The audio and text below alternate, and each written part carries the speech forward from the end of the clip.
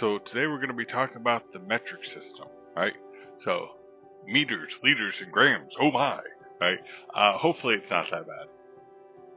But one of the big things is let's talk about what we're measuring to begin with. So meters, think of a meter stick or a yardstick, right? So we're measuring how long something is. Liters, we're measuring how much volume something's taken up. So here's my water bottle right here. Or you get a 2-liter Coca-Cola, right? We're just measuring volume, how much space something's taken up. Grams, we're measuring how much something weighs, right? And so here we got a little toy house, 10.87 grams, right?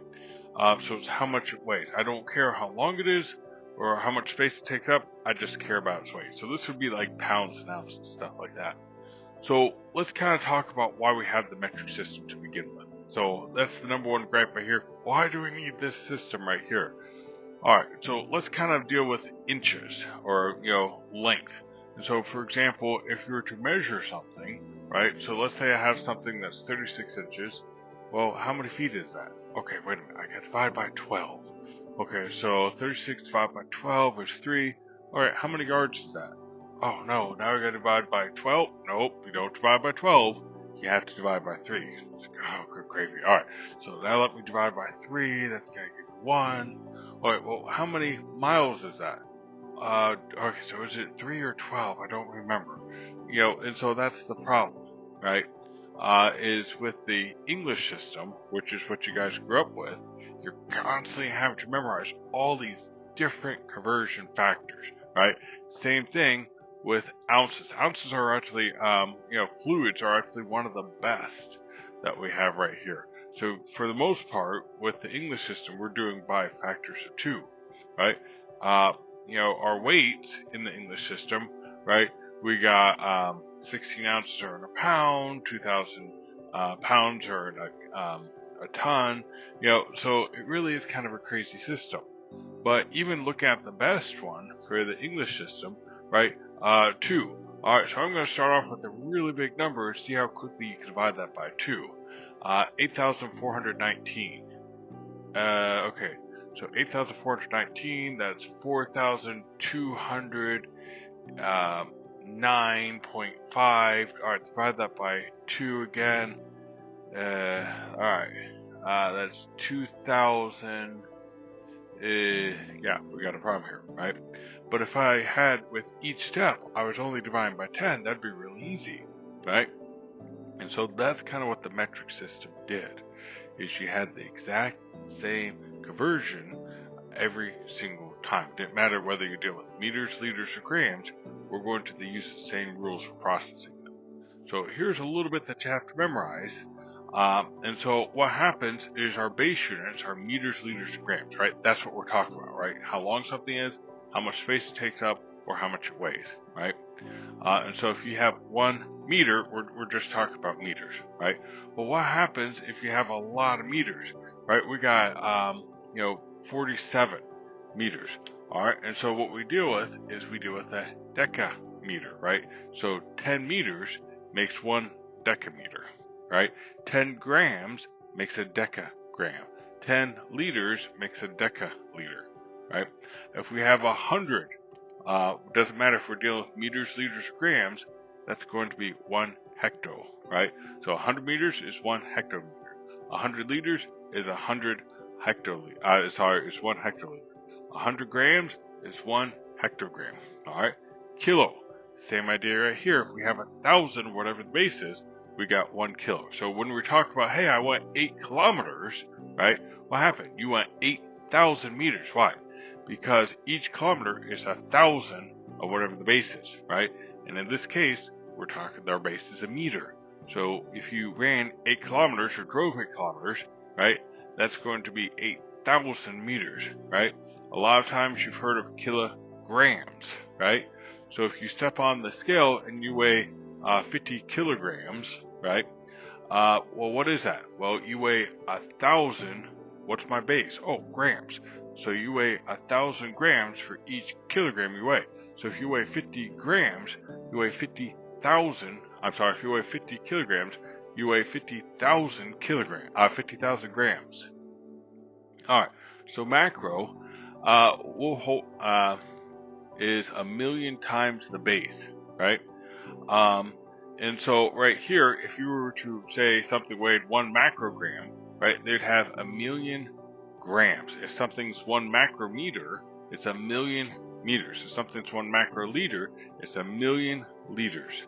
All right. Well, what happens when we deal with stuff that's small, right?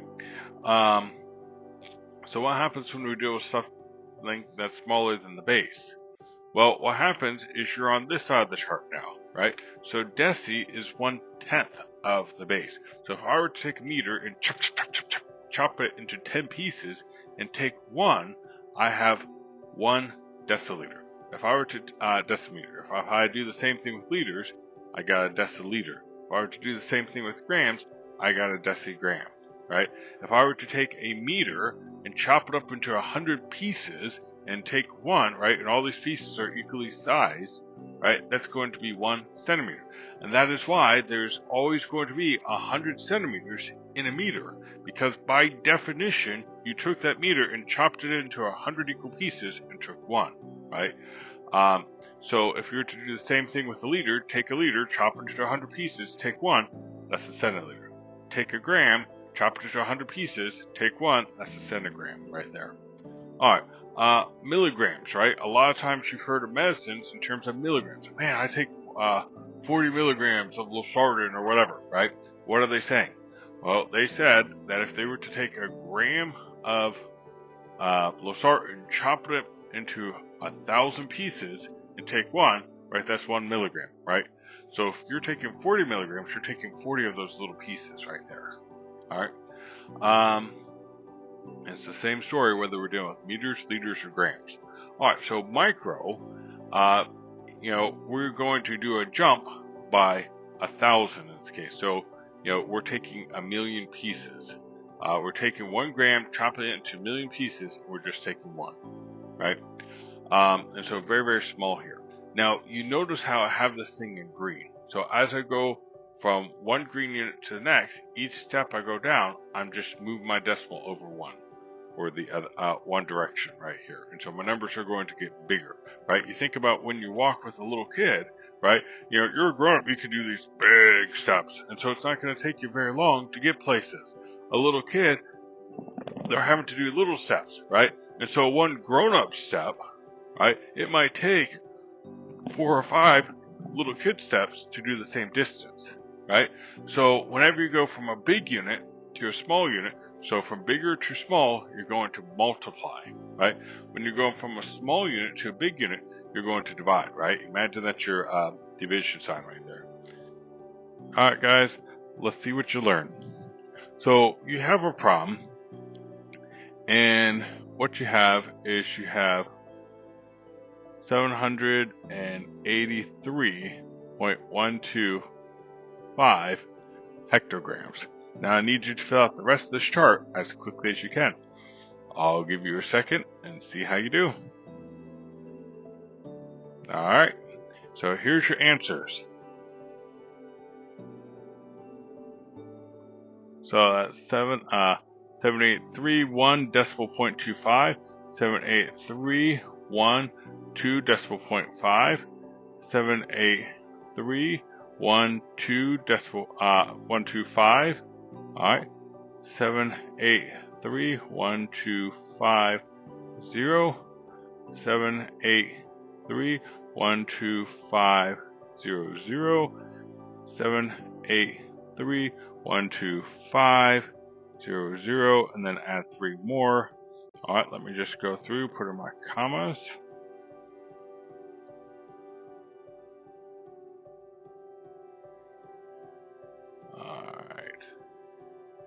All right, now let me do this part of the chart right here. So 78.3125. Uh-oh, now I'm dealing with macro. I gotta move my decimal point 3 places over to the left. And so 0.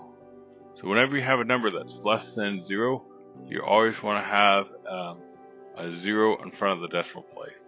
And that's just going to call your attention to the fact that, hey, this number's less than 1. And so there we go. So see how quick and easy that was. The only thing I did was when I went down, each of these steps, I just moved the decimal place over 1. The exact same number, I'm just moving the decimal place to the right 1. Alright, when I run out of numbers right here, digits to move the decimal place to the right of, I just added zeros to it right here. Now, once again, when you go from milli to macro, once you're out of this zone right here, all your steps will be by factors of 3 right here. And so that's all you're doing right here. Oh no! Let's say this is your test or your homework. It's crap. I wrote the problem down. It wasn't grams, it was liters. Alright. How are you going to fix that? I'll give you guys a second to figure it out.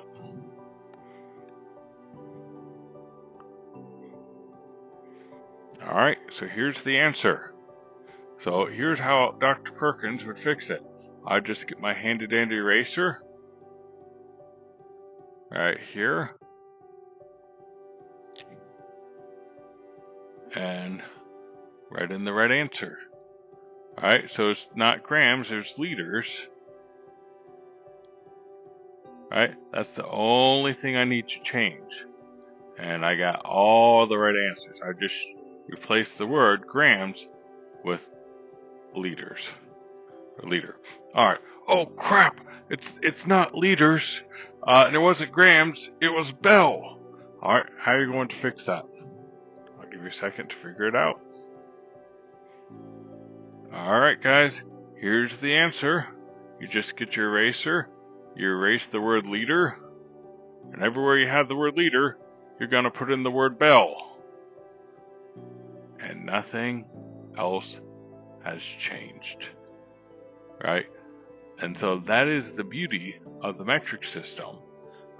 Is it doesn't matter if they were to create a new unit tomorrow, you would still be using the exact same rules, right? And so I could put gobbledygook, right?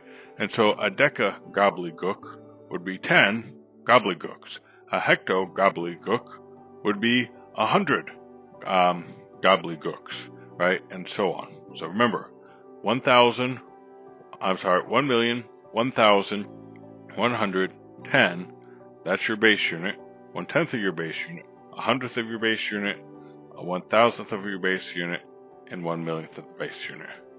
And so as I go down this way, I'm going to move my decimal to the right 1 place, right? As I go up, I'm going to move my decimal to the left 1 place, right? So I move my decimal this way. My number's getting smaller. When I'm outside of this zone right here, right? So I'm outside of the kilo to milli, right? So if I go from macro to kilo, right, I'm jumping by a step of 3. There's actually a unit bigger than macro. That's going to be giga, right? You think of your gigabytes, right? Once again, you're going to be moving by steps of 3. Anyways, if I go from micro to milli, once again, I'm moving by 3. If I go from milli to micro, I'm moving by 3. And micro and below, you're moving by 3. Alright, that concludes today's episode. If you liked what you heard, be sure to click the subscribe and like button down below. And as always, if you have any questions, comments, concerns, or if there's any particular topic you'd like me to create a video on, let me know in the comments down below. Alright, well, I look forward to seeing you on my next podcast.